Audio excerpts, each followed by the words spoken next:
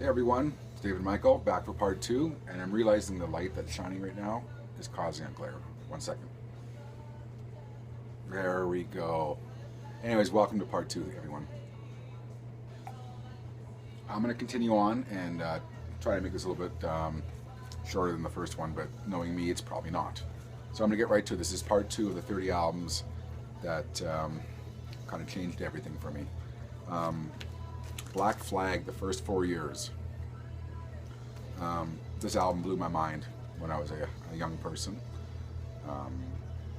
We were kind of like in high school, we were the sole group of, our group of friends were the sole group of punks and headbangers in our school, which was primarily jocks. And a friend of mine had a copy of this, and then soon after I got a copy of this. This is all pre-Henry Rollins joining the band, and in fact Henry Rollins readily admits that this is his favorite Black Flag album. It's Keith Morris, Des Candina's on vocals, yeah, all those early Black Flag singers they had, and they had quite a few before Rollins came along. But I don't know, top to bottom, there's 16 tracks, and all 16 are utterly mind-blowing. And I don't really need to tell you where this led me. This led me to, like a lot of people my age, this led me to a whole world of punk. And a funny story is, being a little punk shit rat at the time, Black Flag played a roller rink in my city. I don't remember what album tour that would have been, but they played a roller rink on, I believe it was Boxing Day or Christmas Eve. And me and my friend Rob, who was my best friend at the time, who was kind of, yeah, he was actually really influential in my life at the time for music. He introduced me to Black Flag, and we snuck into the gig. I don't know if it was 18 plus, but we snuck in without paying, because we were poor little kids from the north side of my city, and but there's not a lot of memories left of that show. But I did see Black Flag play a roller rink in my city with Rollins on vocals. So, Black Flag, the first 4 years, I highly recommend this album. Sonic Youth Goo.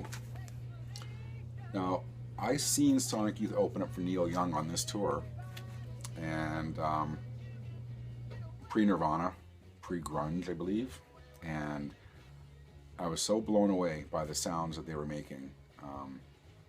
I remember in between sets before Neil Young came on, running to the merch stand to buy the Soul t-shirt they had on sale, and I wish I saw that t-shirt. It would be way too small for me now, but memories.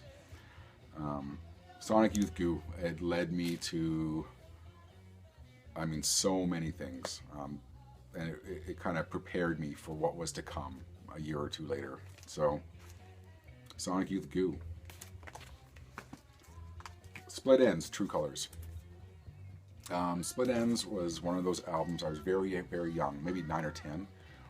Could have been more than that, maybe 10, 11 actually.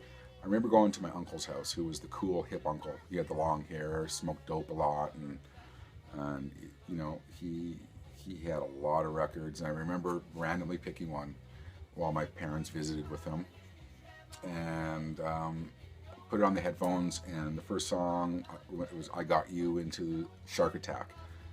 And by the time the second track hit, Shark Attack, I was sold. It was, like I said, like a lot of these albums at that time, it was like nothing I'd ever heard. It was, you know, slightly, well, it was kind of new wave, but kind of punk, but it wasn't. It was kind of in between that. But at that age, I didn't know what new wave was or punk. I just knew it was something just completely like nothing I hear on the radio. And to this day, Split Enz is one of my favorite bands. At a very young age, it just blew me away, and it set me, you know, this and a couple other albums really kind of set me on my way into all this. So, Split Enz, True Colors. In fact, that album I have about 8 copies of. It came out in a lot of different colors, and I've collected them all. That's how much I love that album. This album you might not be familiar with. Stump, A Fierce Pancake. they were like a UK indie band. The album did quite well, I believe, on the UK indie charts. It did nothing really over here, and their videos played on the alternative music shows. And I think the Canadian music channel, Much Music, they actually played the single Buffalo off this album. It was in regular rotation, and my dad really loved it. My dad was, as I'll talk in a bit later, my dad was a real influential person in my life for a lot of reasons, but music. And me and my dad really took a real big liking to Stump. They were like, it was like a mix between UK indie music and progressive rock with some, art rock mixed in.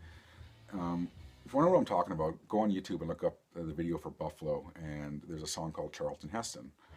And you'll see, if you put your mind back to, I guess, 87, 88, it was so dissimilar from anything that was out there. It was, at that time, for my 16-year-old head, it was one of the more off-the-wall things I'd ever heard. So, and by today's standards, it's probably pretty tame. But I have a deep love for this album, and me and my dad really, really loved this album. So, Stump, A Fierce Pancake. Now, this is the very first album I ever owned, this very copy. Billy Joel, Glass Houses. My parents bought me for this for Christmas, the year this came out. And they told me they bought it for me because they, if you remember the TV show Solid Gold, on one of their episodes they played the video for Sometimes a Fantasy off Glass Houses. And they caught me singing along to the song. And I must have heard that song on the radio or something, but I knew all the words. As everyone knows, that this album was like one of the albums that year. And I was kind of puzzled why they bought it for me on Christmas morning. And then I loved them for it because that the first album I ever owned. I still love this album, fond memories of this album.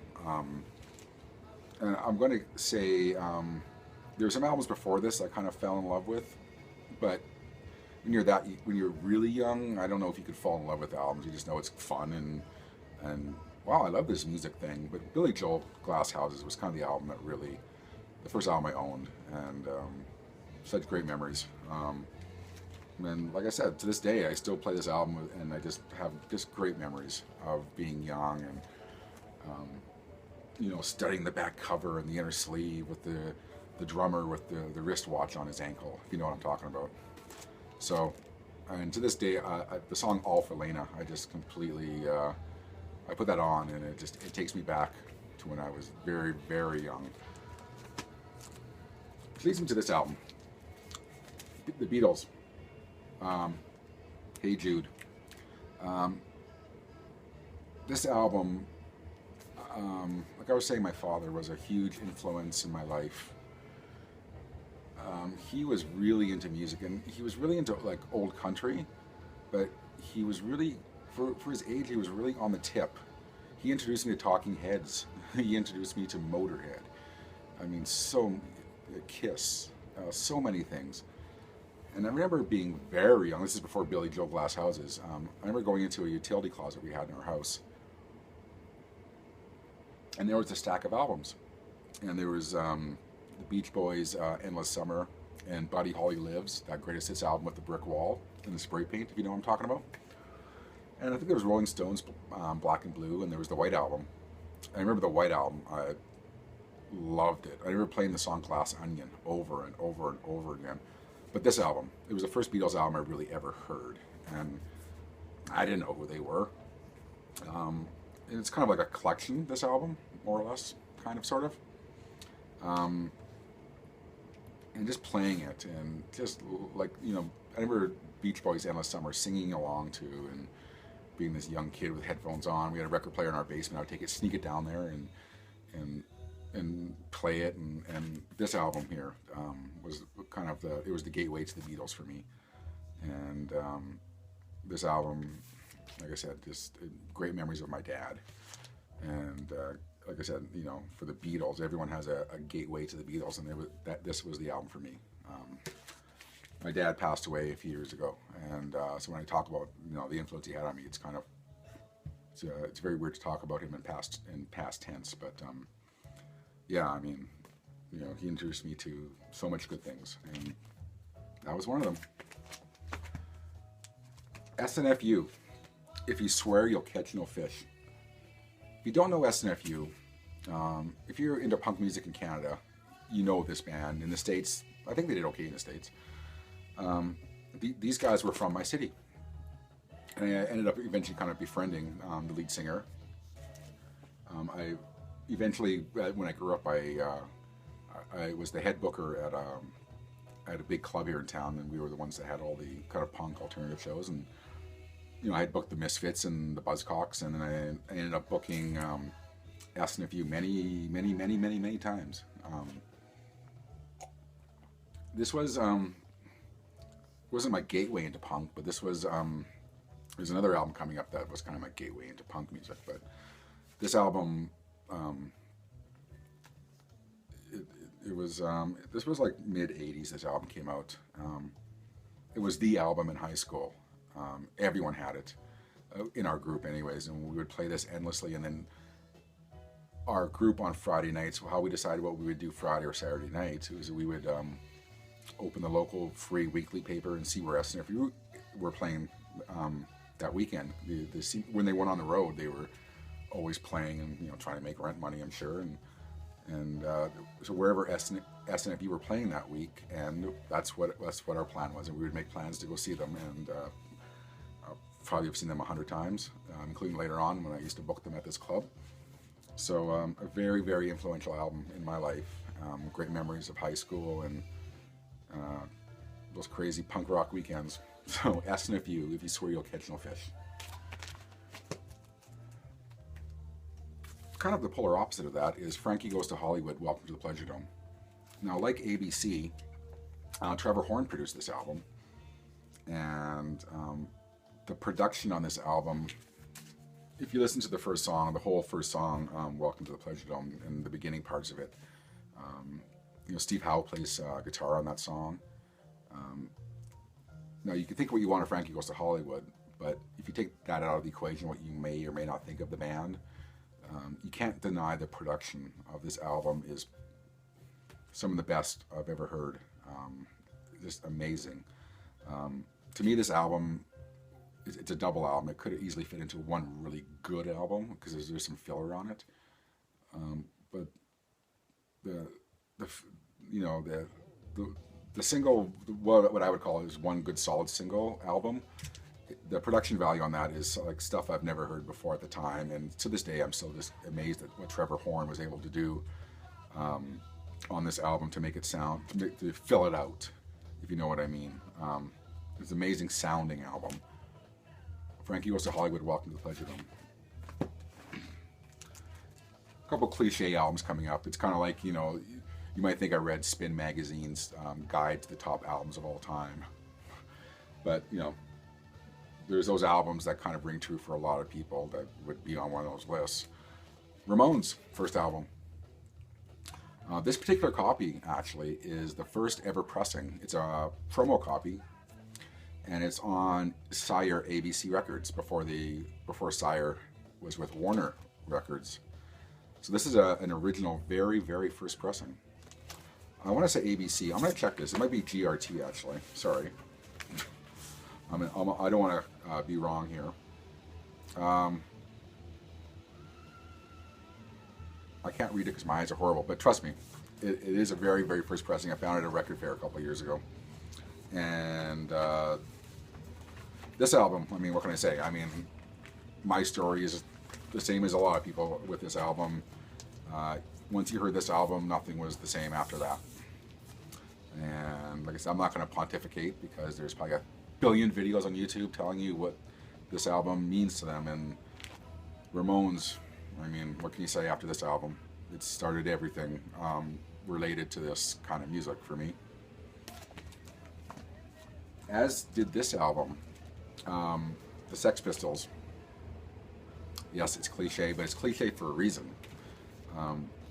My best friend at the time, Rob, who I've referenced a few times now, I remember I had this incredible vivid memory of going to his house after school one day, and him having the cassette tape for this, and you got to hear this. And I think his sister had turned him. His sister was a few years older than us. I turned him on to this, and he played me the song "Submission." And after that, we were just obsessed with the Sex Pistols. And we didn't know what their folklore was. This is pre-internet. We had no clue what they were all about, what they looked like. But we know the music was just incredible. I mean, it was part of this punk thing that we were into. So obviously we heard this many years after it came out, but like the Ramones, there's probably 1,000 videos out there telling you what the Sex Pistols means to them, but definitely this and the Ramones' first album, it absolutely charted a course for me. As did this album, but in a different way, and it's related to the Sex Pistols, but it's a Public Image Ltd. Album. I know a lot of people would probably choose the first album as influential, but this was the album that started it for me with Public Image. Produced by Bill Laswell, and Ginger Baker plays drums, and Joe Satriani plays guitar on some tracks, I believe. This is the album that kind of got me into Public Image Ltd., and I worked my way backwards, and then I've been with them ever since. And this is when I think punk became something different for me, like when the Damned kind of discovered psychedelic music. When John Lydon started doing stuff that wasn't really punk, but you could have a Public Image Ltd. Logo on your jacket like I did, and you would fit in, you would blend in well with the punk crowd. And kind of like what Motorhead, you could have a Motorhead jacket and you could fit in with the headbangers, and you could fit in with the punks. You know, it was one of those bands that kind of could cross genres. And like I said, this album was the starting point for kind of like that alternative kind of rock thing at the time. Like I said, you know, as I'm showing this album, I have vivid memories of high school and hand painting this logo onto my back of my jean jacket, and no one knowing really what Public Image Ltd. Was at the time. And on top of it, this is maybe not their best album, but to me, it's the most influential album by them in my life, anyways. Public Image Ltd. Album. And Ginger Baker's drums on this album are amazing. Queensryche, Operation Mindcrime. This opened a whole world of metal that really wasn't metal, that told a story. Now, the story in retrospect seems kind of like a grade 4 kid wrote it. You know, it's kind of a very simplistic story, but when you set it to music and you kind of just engrossed in the music, the story kind of makes sense, and it's a lot better than what it actually is. But this kind of like, with, you know, like Yes did many years before this album came out, it was kind of like a starting point to kind of like that hard progressive rock sound for me. And on top of that, this album is, I'm not going to say about this album, it's one of the best of its kind. So Operation Mindcrime by Queensryche. And you can tell it's very late. And the coffee's not working as well as it should. Okay, so Trouble. If I can get the glare off this. This is Trouble's first album, and I hope some people out there might know who Trouble is. This is their first album they did for Deaf American, Rick Rubin's label. Obviously, I was aware of Black Sabbath, and I liked Black Sabbath, but this was the first kind of stoner metal album that people called stoner metal. The song At the End of My Days, they used to play on the metal video show we had in Canada called the Power Hour on Much Music, and just blew me away. That slow, sludgy thing that, you know, I knew Sabbath did, but this was kind of like, it was a continuation on from that. I wasn't a complete Sabbath head at the time. I kind of grew into that, but Trouble, their self-titled album on Deaf American, like I said, was kind of the gateway to stoner rock for me. And to this day, it's probably one of the best of the genre. I don't even know how anyone could argue that one, although I'm sure someone will. But to me, this is kind of the preeminent kind of modern day stoner rock album that's not Sabbath. And they kind of took it to a whole different level, and they brought the genre back. It kind of came full circle, starting with this album, in my opinion. we're almost done, I promise. Helloween, Keeper of the Seven Keys Part 2. Like Queensryche, this, I remember going to the mall with my mom the year this album came out, and it was my birthday. And every year up until that point, my birthday present, I would pick out a different hockey jersey. I was really into hockey and still am. But that was my birthday present, so I'd pick up a Boston Bruins jersey one year, the next year would be Washington, and you know, I always had an Edmonton Oilers jersey. Never Calgary Flames, Liam. Never. Montreal. I had a Montreal one though. This album, to me, it was the first power metal album that was called power metal. You know, there was Rainbow before that and a few other bands, but they weren't called power metal. This was the starting point for elongated, I mean, there was Iron Maiden, don't get me wrong. This is very kind of in the same vein, but this kind of took it to a different level. You know, where Maiden had that gallopy thing going on, and Helloween kind of took that template and took it somewhere else. And my mom bought me this cassette. I didn't finish my story. So that year, I stopped getting hockey jerseys. I was really into music, and we went to the mall, and my mom said, pick out a cassette tape from the department store, and it was an absolute blind buy. It looked interesting, and in fact, this is the red vinyl version. I'll show you for no other reason than that. Album blew me away. I had never heard these long songs that were just so musical, and you know, the songs were all about that kind of typical power metal stuff, but at the time I didn't know it was typical power metal stuff because it kind of set the standard for that. So, Helloween, Keeper of the Seven Keys Part 2. A couple more. Motorhead. I mean, like I said, like the Ramones and Sex Pistols, what can you say about this? I remember sitting in my bathtub when I was a kid, and I remember to this day, my dad opened the door and threw me a cassette tape. He goes, here kid, listen to this. And I would listen to my Walkman in the tub, and it was Motorhead, the Ace of Spades. My dad was really into Lemmy and Motorhead. Like he had this weird paradox going where it was Johnny Cash and Waylon Jennings and those guys and Charlie Rich, and then he had this other side. He was for an older guy, he was really on it. And he threw me a cassette tape of this, and that led to this next album you're going to see, and it led to a whole different world of metal for me. I don't even know if I was really into metal before this album. So thank you, Dad, wherever you are. And that led me to this, Metallica, Master of Puppets. This is my original beat-up copy from the day, the original copy from when it came out. I did see this tour in my city, and I mean, what can you say about Metallica, Master of Puppets? It's kind of like, to me, it's the, thrash, I guess now, thrash metal, I guess you can call it. It's the thrash metal of all time for me. Like I said, what more can I say about this album? And I'm glad I kept this album. I kept all my original Metallica albums from back in the day, and I'm glad I did. Great memories. Two more, and I'll be really quick with these. L7, Bricks Are Heavy. For me, you know, forget Nirvana. This, to me, I mean, I love Soundgarden and Pearl Jam, and, you know, I love Nirvana. You know, well, I don't love Nirvana. I like Nirvana. To me, this was the grunge album at the time. And it was heavier than grunge. It was kind of like, it rode that thin line between metal and what we knew as grunge at the time. But it took it another step.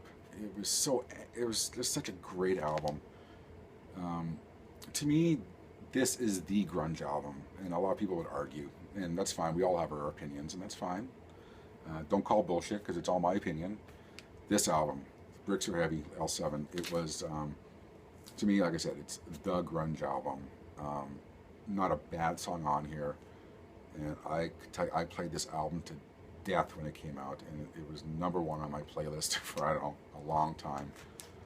L7, Bricks Are Heavy, and like I said, it opened up a whole world of that music, and I could go into longer stories about that, but it opened up a whole world to kind of the lesser known bands of that time. Last album I'm going to show you, and it's not for another reason, it's just, this is where it fell in the order, is Elastica. first album. To me, this is when I kind of took that whole Britpop thing seriously. When Oasis came out, I fucking hated them. Sorry for cursing so much. I did. I ended up growing to love Oasis, but at the time we didn't take that whole hype thing seriously. And Blur was never really that big in these parts. You know, before Park Life came out, I guess, and even then they were, you know. But this album, it was, you know, it led me to Wire, because it's very, I mean, it's very Wire sounding. It led me to Wire's Pink Flag and all that stuff, and I mean, to me, you know, you take that whole Britpop thing, for lack of a better term, Oasis and Blur and all those bands, and Suede, and, you know, later Radiohead, and to me, this is when I kind of started to take that, you know, I was in music retail at the time when it came out. This is kind of when I started to take that whole genre seriously. And fantastic album. Elastica's first album. So that was 30 albums. So I hope you enjoyed it, and I hope you maybe saw some stuff you didn't know, and there's a lot of stuff there, of course, everyone knows. And I hope this kind of gives you a little glimpse into my life growing up. And like I said, I hope it's a document that'll live on YouTube for forever, as long as YouTube's around. And I hope my kids and grandkids see it. And this is what I was into when I was young. And this is kind of what made me what I am as a music listener. And like I said, you know, these aren't necessarily my favorite albums of all time. They were starting points for things. All these albums were introductions into progressive rock and punk and psych and all kinds of things. Kind of everything I listen to now kind of was, these albums were kind of the starting point. So there you go. So I'll end it with that. And like I said, thank you for watching if you made it through both videos. That's all I have to say. So thank you. And this has been David Michael for the Vinyl Community. Take care, everyone.